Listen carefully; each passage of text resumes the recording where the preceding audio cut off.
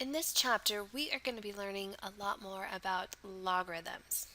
Now, last chapter, we started learning about logarithms when we were talking about the inverse of exponential functions. And we kind of talked about them in this way. Let's say we start with our input, x cubed, and then we plug it into the function f of x is equal to 2x, 2 to the x. So it would be like I have f of 3 is equal to 2 to the 3. I just plugged in 3.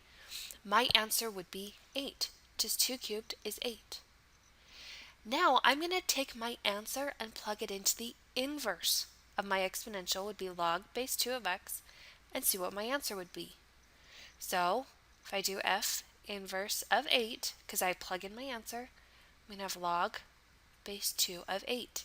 Now log base 2 of 8 is simply saying 2 raised to what power is equal to 8?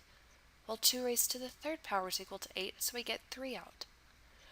So if I plug 3 into my original function and get out 8, when I plug 8 in, because it's its inverse, it undoes everything I just did and gives me back my original input.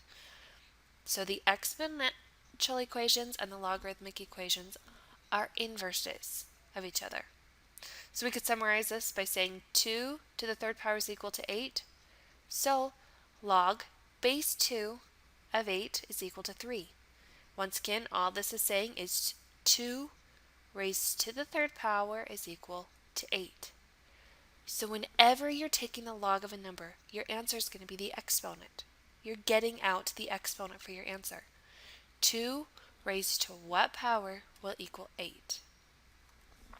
Now logarithms can be defined for any base used for an exponential function.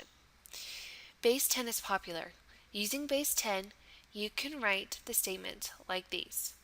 10 to the first power is equal to 10, so log base 10 of 10 is equal to 1. Because once again, this is my base, I'm taking the log of this, and I get my answer out. Okay, my answer is the exponent.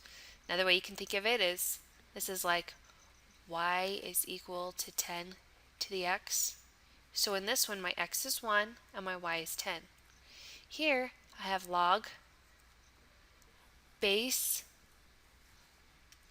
10 of x is equal to y. And 10 is the base for both of these. Here, my x would be 10 and my y would be 1. So once again, you can see that they're inverses because the x's and the y's are flipped. And same for the rest of these. 10 squared is equal to 100, so log base 10 of 100 is equal to 2. 10 cubed is equal to 1,000, so log base 10 of 1,000 is equal to 3. Now the notation is a little bit strange, but you can see the inverse pattern of switching the inputs and the outputs. Here we inputted 3, got out 1,000. Here we inputted 1,000, got out 3. The next few problems will give you an opportunity to practice thinking about the pattern and possibly make a few conjectures about other patterns that you may notice with logarithms. So the next few questions, what I want you to do is it's going to give you, let's see, 5 different points. And it wants you to place these on a number line. So let's think about this. Log base 3 of 3. Now what's this saying? It's saying 3 raised to what power would be equal to 3? Well, 3 raised to the first power is going to be equal to 3. So for my explanation, I'm just going to put down what I think it's going to be. 3 raised to the first power is equal to 3. And so my A would be equal to 1. So I'm going to put A right here. For B, 3 raised to what power is equal to 9? So I know 3 squared is equal to 9, so B is equal to 2. Now C is 3 raised to what power is equal to 1/3? Well, how do I get that 3 in the denominator? Okay, how do I get that 3 in the denominator? Well, I raise it to the negative 1 power. Remember, whenever you raise it to a negative power, it brings it to the denominator.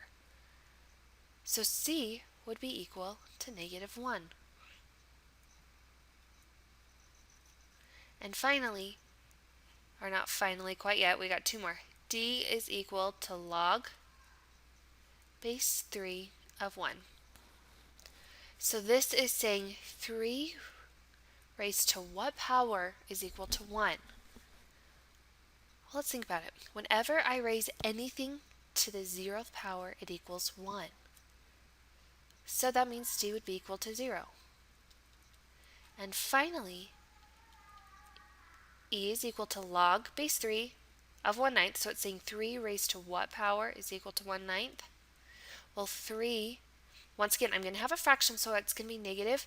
3 raised to what equals 9? Well, 3 squared is 9, so if I put a negative 2 here, I'm going to get that e is equal to 1/9.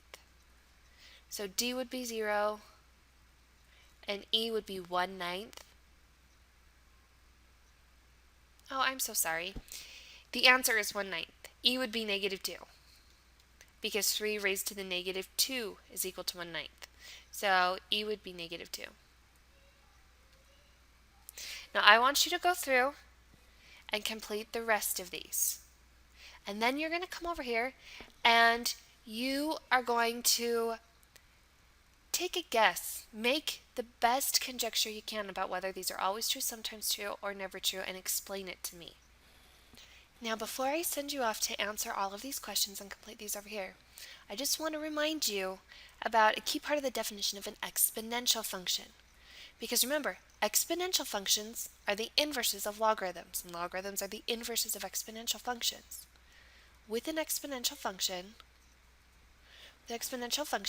if you have f of x is equal to a to the x, your base a has to be greater than 0, and a does not equal 1. Why is that the case? Well, first of all, if a is equal to 1, you're just going to have a straight line at y equals 1, because it doesn't matter what power you raise it to, it's just going to equal 1. And a can't be negative, because if you had, say, f of x was equal to negative 1 to the x, well, first, negative 1 to the first power would be 1. Negative 1 to the second power would be positive 1. Actually, let's do negative 2 to the x. Well, f of 1 would be negative 2. F of 2 would be positive 4.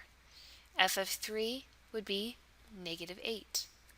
F of 4 would be positive 16. If you were to graph this, at 1, you would be equal to negative 2. At 2, you'd be equal to positive 4. And then it would just keep going like this. Okay? And there would be no continuity